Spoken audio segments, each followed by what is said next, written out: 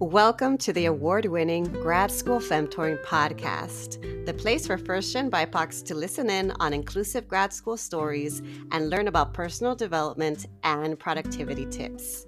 This is Doctora Yvette Martinez-Vu, a certified coach, consultant, and author, and I will be serving as your Femtor, providing you with insider knowledge to help you reach your personal and professional goals.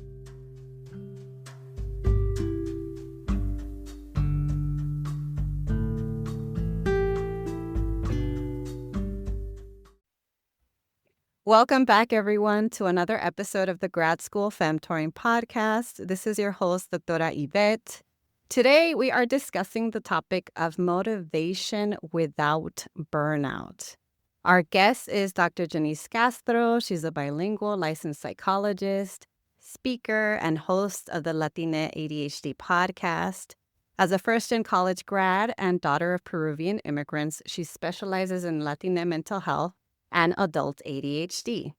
Through her talks and podcasts, she shares practical tools and culturally rooted insights on motivation, perseverance, and neurodivergence. Dr. Castro is passionate about destigmatizing mental health and empowering BIPOC communities to thrive with authenticity and self-trust. And as you can see here, based on the bio, there's a lot of reasons why I've brought her on here today. So I'm thrilled to have you on the podcast, Doctora. Thank you so much. I'm super excited to be here. I really appreciate you having me on your podcast, and it's such an honor. So thank you. Yes, of course. Likewise. It's an honor to have you here. I would love for you to get started by sharing a little bit more about your own personal and professional journey. I know that storytelling is important to the work that we do, and I'd love to hear more about what led you to focus on Latina mental health, on trauma-informed care, and even on ADHD. Yeah, thank you for that question. So I would say that what led to this work was fueled by my own personal experiences. So growing up, as you mentioned in my bio, I grew up as a daughter of Peruvian immigrants. And I quickly learned that when it comes to mental health, there wasn't a lot of knowledge or access to resources. And there's also fears and stigma that played a role in being able to get professional help. And I've had my own experiences of trauma, whether it's because I had my experience of my dad getting deported when I was a teenager. I grew up witnessing domestic violence. I grew up working class family. Like, we were poor because there was a while, because my parents were undocumented, and so that led to them having very limited income because of the jobs that they had. And so when I went to college and I had decided to major in psychology because I thought I want to help people and I'm a good listener, so I thought maybe counseling would be good. I realized in my classes that we didn't talk a lot about the experience of the Latina community, even though we were talking about mental health. And it often showed up in classes as there is limited research, especially for marginalized communities. And I think that really fueled a passion in me to want to pursue grad school, to become a licensed psychologist. I learned that there's more career opportunities when it comes to getting a degree after your bachelor's. And so I had specialized in working in Latina mental health and trauma-informed practice. And so a lot of my research from grad school is around that. And then I would say that towards the end of my clinical training during my postdoctoral fellowship, I had gone to a training site that specialized in ADHD for adults. And I thought, this would be a great opportunity to learn more about an area that I didn't have a lot of experience in. And so I don't identify as neurodivergent, so I don't have ADHD. And yet I noticed myself really gravitating towards these clients and really enjoying the work because I could deeply relate and empathize to the feelings of feeling othered, feeling like I have to work twice as hard as people, constantly getting burned out, and those feelings are very similar to what my clients with ADHD have. And I recognize that while I can't completely understand what it's like to have ADHD, I can empathize with that because I've been in a lot of systems that weren't built for people like me as a bicultural, bilingual daughter of immigrants, first gen college graduate. So, yeah, that's what led to my work in specializing in this area of Latina mental health, trauma informed care, and ADHD. And then I decided to develop my own business or grow my own business where I specialize in adult ADHD. So I see clients for therapy one on one. And I also have my podcast, Latina ADHD, where I bring on guests who share their experiences with having been diagnosed with ADHD, particularly within the BIPOC community. And my reason for that is because I want to be able to amplify the voices of marginalized communities. And by amplifying their stories, my hope is that it will reduce the stigma around neurodiversity. And I also bring on experts who specialize in neurodiversity because under this umbrella of being neurodivergent, there is a lot of overlap of not just having ADHD, but also having autism, dyslexia, dyspraxia. And then I have some solo episodes where I provide some psychoeducation. And I do a lot of speaking engagements related to perseverance, motivation, cultural competence, or humility, cultural humility when it comes to working with the Latinx community and understanding how to work with ADHD and understanding and embracing neurodiversity. So, yeah, that's a little bit about my work. I appreciate everything that you shared. And I appreciate too that you went all the way back. So some folks would choose to focus solely on, oh, where did my career start? But you're like, no, no, no, let's go back to my childhood. Let's go back to some of these pivotal moments, including you mentioned your dad's deportation, you mentioned your family's limited income, you mentioned that you witnessed domestic violence. And a lot of times individuals work under this assumption that someone who is a professional and a licensed psychologist in the field that, oh, they are privileged and they must not relate to me and my struggles and my experiences. And so it's really helpful to have that context just to see you as a full human being, not just as a professional. You're much Yeah. more than that.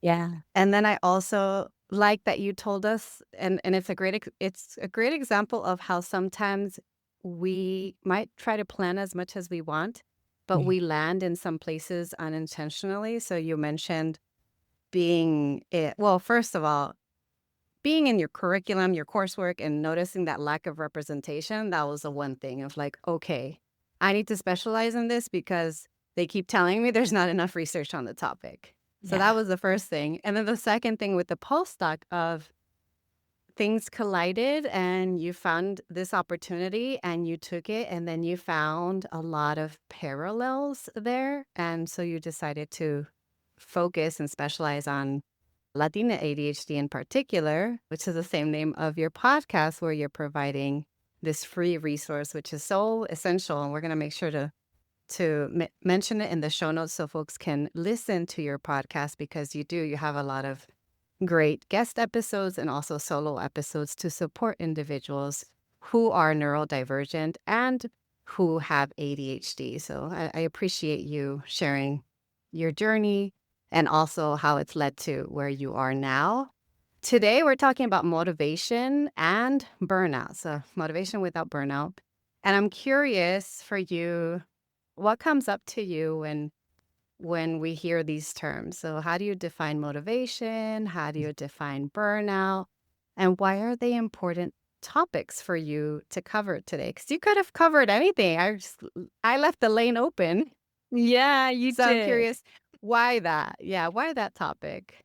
Yeah. I appreciate you highlighting how I did bring up my personal experience and how it connects to the work that I do today, because that is also why I am so passionate, right? Because if a lot of the experiences I've had influence the work that I do, it makes me want to give back to my community because I know I'm not alone in those experiences.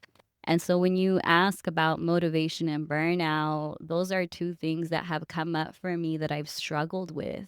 And so, in terms of providing a definition for motivation, I think first about the different types of motivation that exist. And so, thinking about both intrinsic and extrinsic motivation. Intrinsic motivation meaning within. So, what is your why? Why did I pursue grad school? For a lot of reasons, honestly. It was very important because I needed money. I was like, if this is going to give me a career that I can have professional options, because at the time it was during the recession when I graduated from undergrad. And so they kept encouraging us to go to grad school. So I was like, okay, if I can't get a job that's going to pay me well after my bachelor's, then I need to go where I can get a career that will pay well. So that was considered extrinsic motivator. So extrinsic Mm-hmm. motivator, I would say, is the rewards, the external stuff. So let me correct myself because that was not my why. That was my why, but that was my extrinsic motivator. In terms of intrinsic, I thought, why? Because I really care about my community. I really value being able to authentically show up for folks where often we don't see people who look like us. And I'm just speaking as a woman of color, as a Latina who, typically does look what stereotypical Latinas will be boxed into. And then I think just understanding those two differences of like your why is your intrinsic motivator, what feelings come up for you that lead you to want to keep doing this. Extrinsic being the certificate, the diplomas, the money. And we can have both. Like both my intrinsic and extrinsic motivators are what's gotten me this far. When it comes to burnout, man, that's a tough one for me to define. I think Or burnout. what comes to mind? Yeah. So I would say burnout, oof, cynicism, feeling cynical, feeling depleted, exhausted, tired of feeling tired all the time, lacking empathy, um, having compassion fatigue. And yeah, I think those are the things or the terms, the feelings that come up when I think of burnout.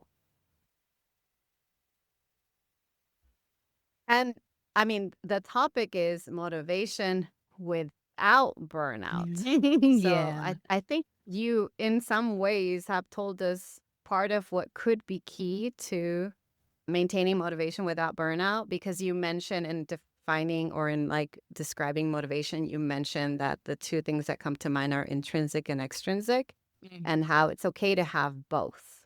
Yeah. But what comes to mind for me is that when you have too much of one and not the other, Mm. especially that extrinsic motivation, Yeah. that could lead to burnout. Of course, there's a lot of other factors that impact burnout. Mm. I'm curious about like your own lived experience, and if there's anything else you wanted to share about how it's shaped the way you think about motivation and burnout.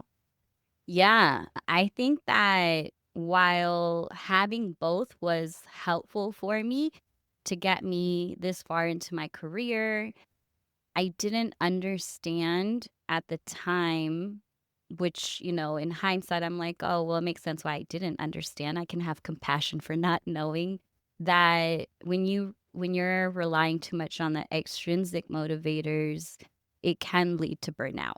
And I think that growing up with a scarcity mindset, because I recognize like growing up with undocumented parents, you're on survival mode, right? And then there's fears. And then growing up like low income, moving around, like not being able to have a stable home, um, also brings up that scarcity mindset of like, you don't know how much longer you're going to have access to this place, or how much food are you going to have on the table. And I think those experiences have really influenced how I would view my career. There was just so much pressure, right? Of like, I want to get this career because I want to make more money so I can meet my basic needs, because I've struggled growing up not being able to do that with my family.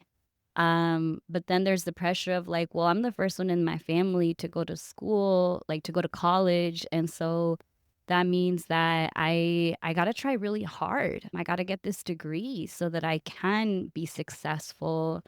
And success, right? What does that even mean? And starting to think like, well, success means getting the degree. It means getting the high GPA. It means having those leadership roles on my resume so I can stand out. So, and then it also means, what does your advisor think? What about those recommendation letters?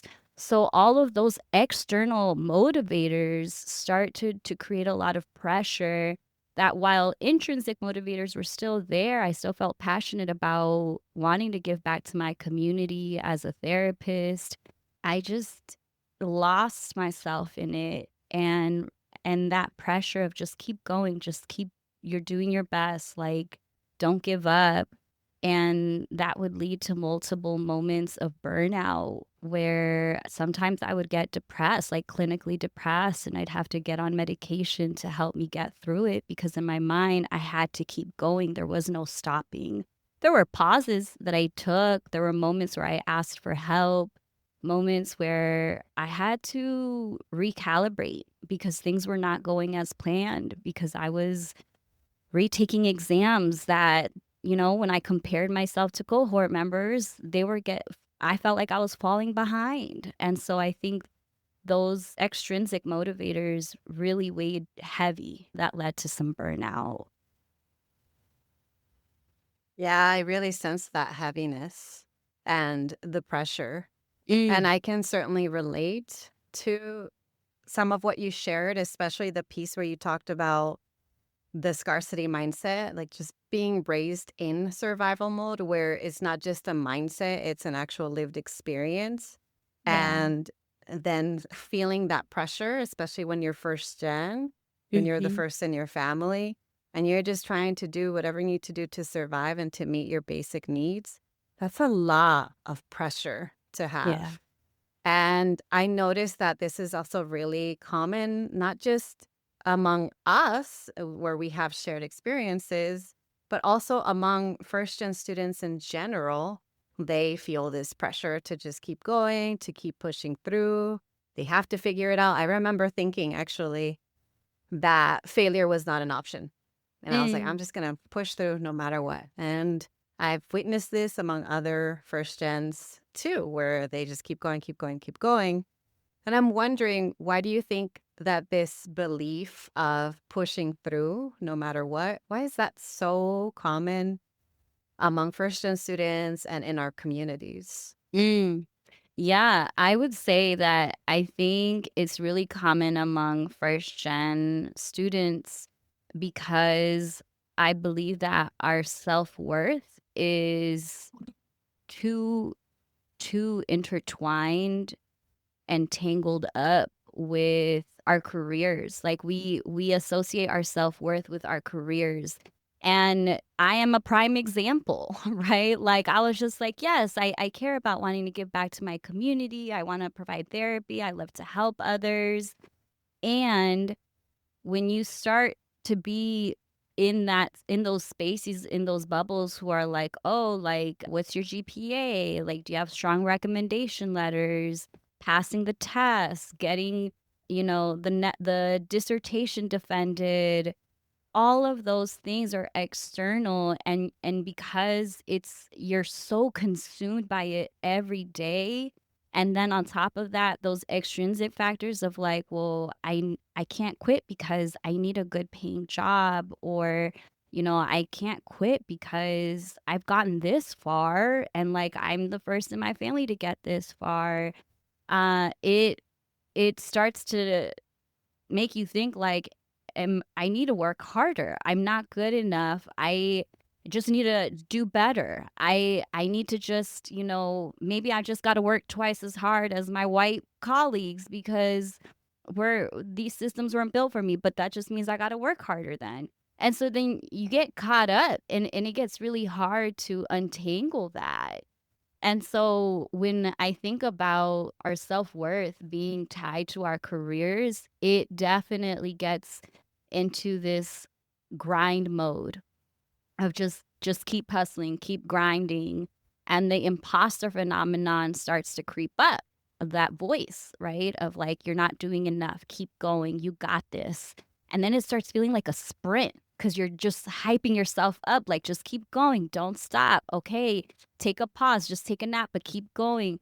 And then that sprint is what burns you out because you don't rest enough. And it's a marathon. It's not a sprint, right? Because grad school is a long-term goal.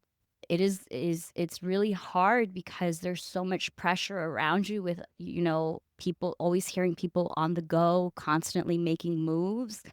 And like I think about how my marathon was 15 miles. And I say that because it took me 15 years to get to where I am as a licensed psychologist, from undergrad through grad school and taking my licensure exam. And across those 15 miles of the marathon, I fell so many times.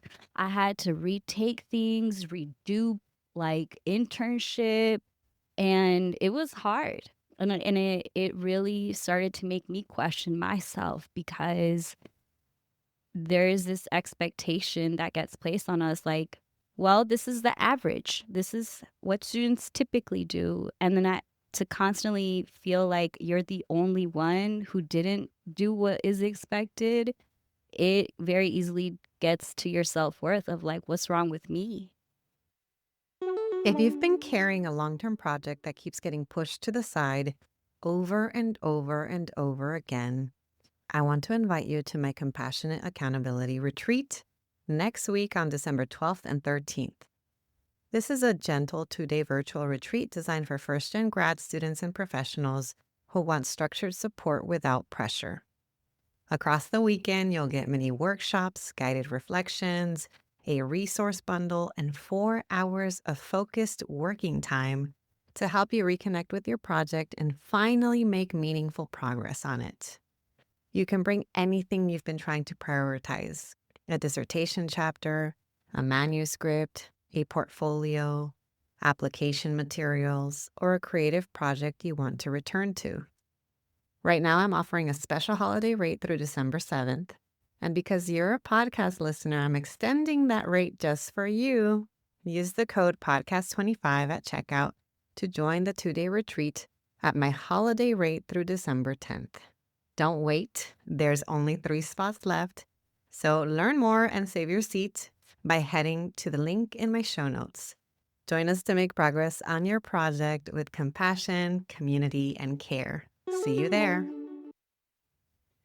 Right. So what I heard you say is that a lot of times those of us that come from first-gen backgrounds, we push through no matter what because a lot of us, not everybody, but a lot of us will tie our self-worth to our careers. And then because of that, when maybe we might not have the same level of support or access to resources, or for whatever reason, we start to play the comparison game, then that's when you're like, oh, wait, but I have to try harder, or I have to work harder, or I have to do better. And that's tied to the imposter phenomenon, or this idea of like, oh, well, I'm a fraud, or I don't belong, or someone's going to find me out. And I even notice your voice sped up as you were describing it. You were just, Mm. gotta try harder, gotta do this, gotta do that. So your voice sped up, reflecting that grind mode, reflecting the sprint, that The metaphor of systemic like this. trauma. Oh, oh, I know. So you're like, is this a sprint or is this a marathon? And we're Mm. talking metaphors here. It's a marathon. And if when you think about marathons, you're not going at the exact same fast pace that you would in a short sprint. You Mhm. have to slow down. You Mhm. have to change pace. And so what's missing in the gotta push through is the rest, the Yeah. slowing down. And not everybody may feel like they even have the privilege to slow down.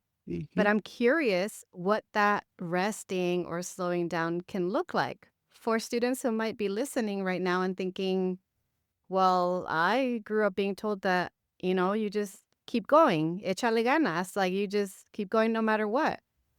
Yeah. Yeah, I think what it looks like is it can be simple and strategic. So for example, what I mean by simple is taking small breaks in between different tasks when you're transitioning from one thing to another. It's so hard because it comes with guilt, right? Of like, how am I going to take a break in between this and that? Like, I'm going to be late or this is due right now. And so that sense of urgency, it'll creep up. And it's hard because then we care about what others think, right? Because then it goes down to like, well, if I take this break, how is that going to look to my supervisor or advisor if I'm a few minutes late? And the people pleasing starts to creep up too. I struggled a lot with people pleasing, and I think if we're thinking about rest, those simple breaks of giving yourself 10 minutes to go out for a walk, just getting some fresh air. Another simple but strategic way to rest is being able to have lunch without your laptop or your phone. Allow yourself to get bored, you know? And just that slowing down is what's going to help you move further in this marathon. Like, I think about how there's that story of the tortoise and the hare. Did you ever hear that one? Yeah. So the Yes. tortoise and the hare is about like, the tortoise being really slow, but still winning the race. And I bring that one up because I think that that's ideal. I guess the tortoise in this case would be winning with setting boundaries, being able to say no, drinking water, going out for strolls, logging off.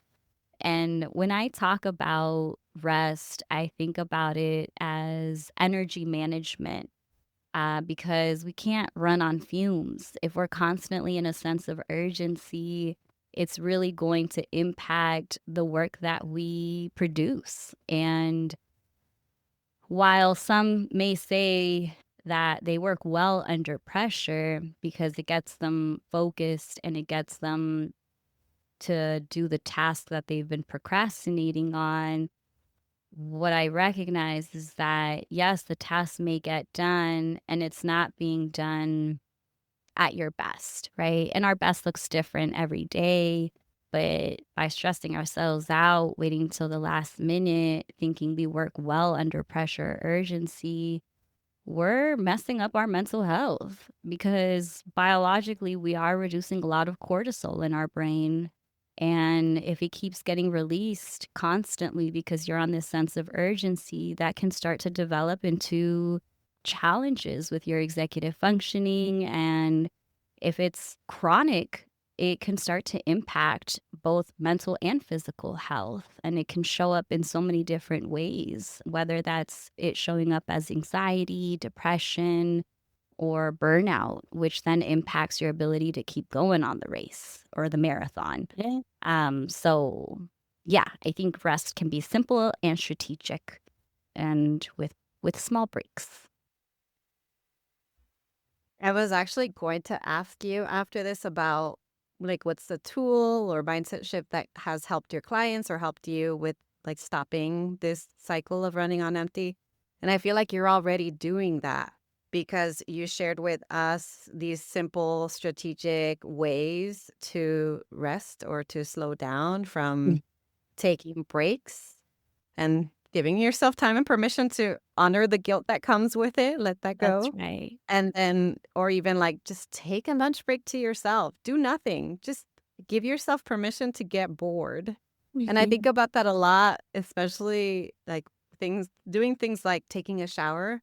It's like one of those rare moments that people who are like in high paced environments, they're like, oh, in the shower, they finally get to just sit down and relax, or not sit down, but like relax while they're doing that. And that's when they produce the most creativity or ideas. So give yourself Mhm. permission to slow down and to be bored.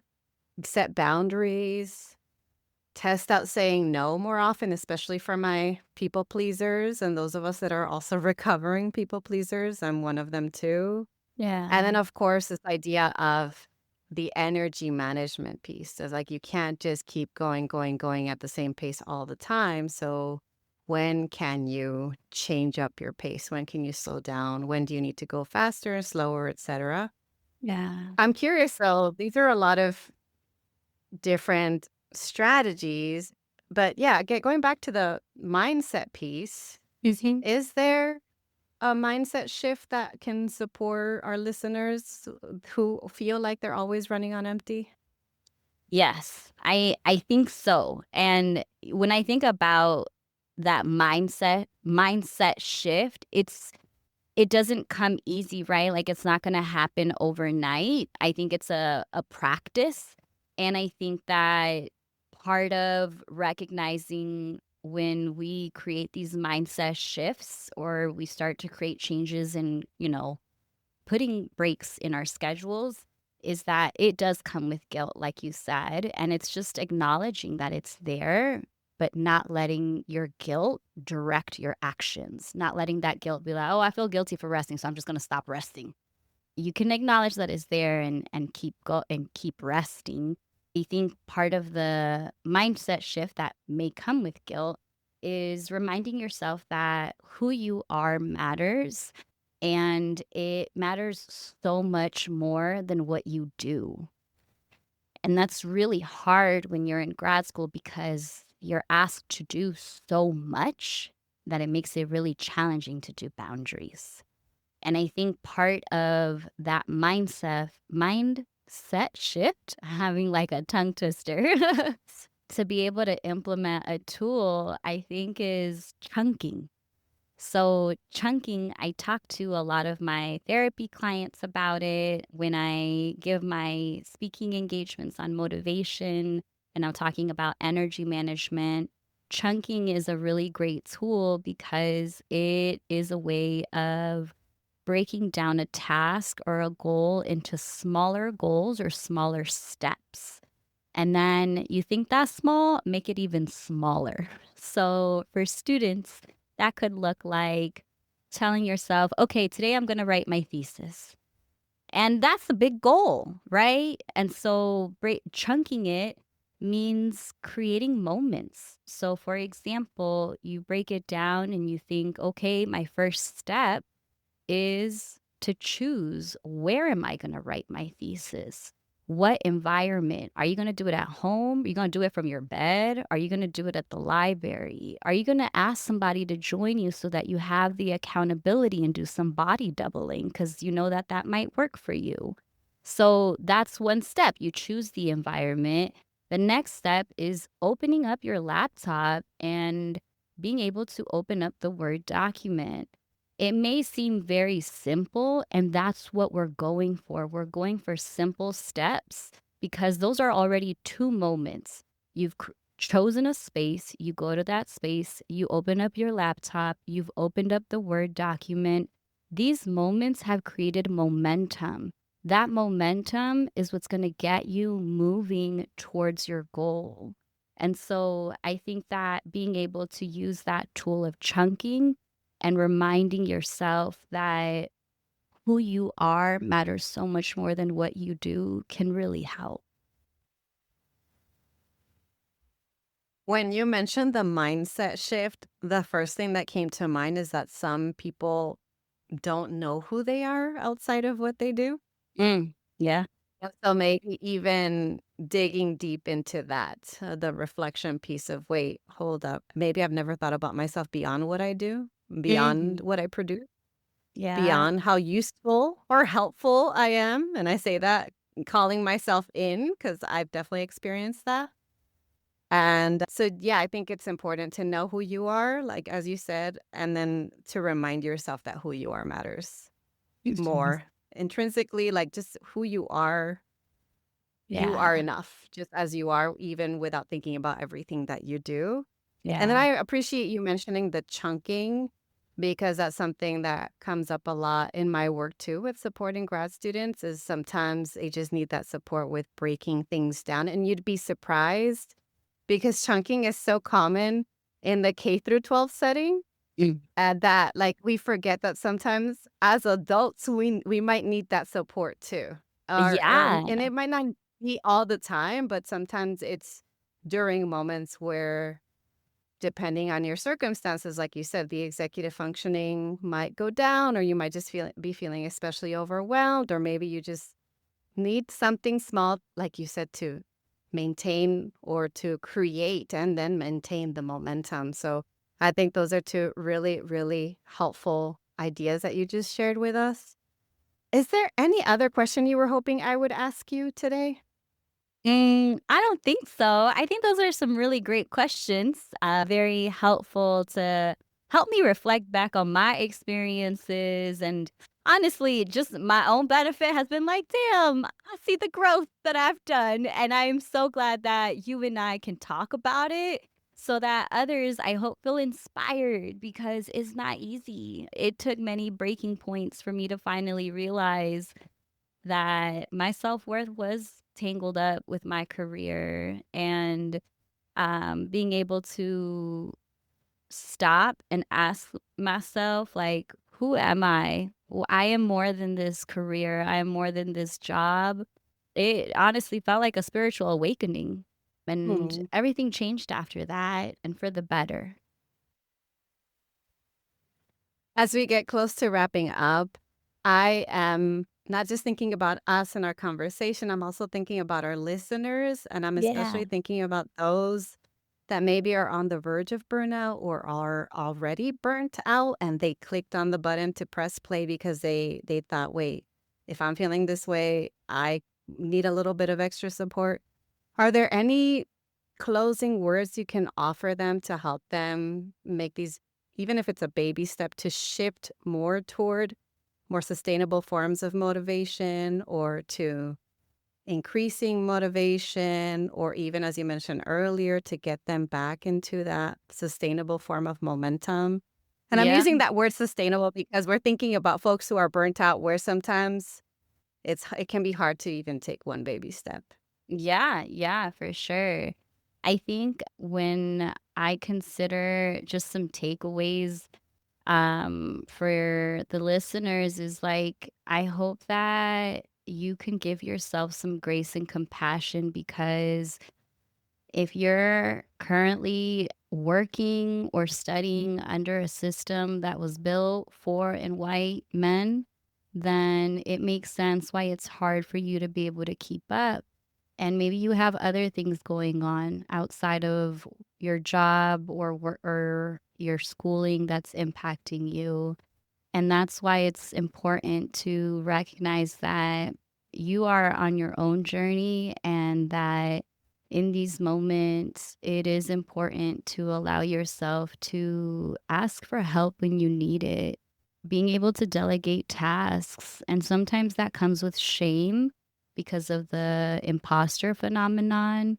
And it goes back to acknowledging, like, yeah, I feel shame. You can acknowledge how you feel, be compassionate in that you can be mindful that you're not alone with that, and being able to hold space to give yourself some passion, patience and grace. I think those self-compassion breaks can really make such a difference. You don't need anybody else around you. You don't need a therapist. You don't need anything besides those 3 steps of acknowledging how you feel, recognizing the common humanness that I am not alone with this feeling. A lot of people feel this way, and may I be patient with myself. Yeah. So recognizing how you feel, recognizing your humanity, and recognizing your need to be patient with yourself. I Mhm. love that. For folks who want to learn more about you and your work, how can they connect with you? Yeah, thank you for asking. You can connect with me on my newsletter. I have a newsletter that you can sign up for. I share a little bit about myself and then also some ADHD tips. And also through the Latine ADHD podcast. So that is available both on YouTube and whatever audio podcast you listen to. And I'm also on social media. So I will post on LinkedIn under Janice Castro, or on Instagram is Dr. Janice Castro. Thank you so much, Doctora Janice, for sharing your insights and experiences with us today. It was greatly appreciated. Yeah, of course. Thank you so much for having me, Dr. Yvette. Thanks so much for listening. If you liked what you heard, here are 3 ways you can support the show. The first is to make sure you're subscribed and leave a review on Apple Podcasts. The second way is to get your copy of my free resource kit linked in my show notes. This kit includes tools, worksheets, and podcast playlists on all things grad school, productivity, and personal development. The third way to support my show is to follow me on social media. You can find me on Instagram with the handle @Grad School Femtoring and on LinkedIn by searching my name. Thanks again for listening, and until next time.